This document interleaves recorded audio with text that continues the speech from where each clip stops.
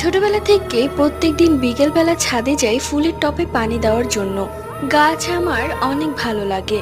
তো সেই দিন বিকেলবেলা আমি ছাদে গিয়েছিলাম ফুলের টবে পানি দেওয়ার জন্য। সব গাছে পানি দেওয়া শেষ হয়ে গেলে আমি যখন নিচে নেমে আসবো ঠিক তখনই আমি দেখলাম সিঁড়িতে একটা বই পড়ে আছে।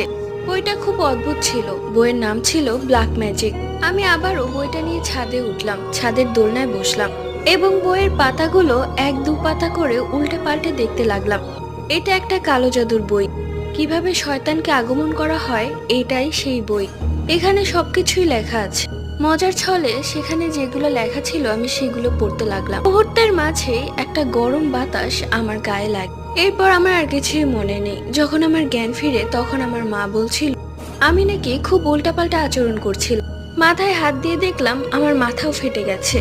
মাকে জিজ্ঞেস করলাম বইটা কোথায়, কিন্তু মা কোনো বই দেখেনি। মাকে আমি সবকিছু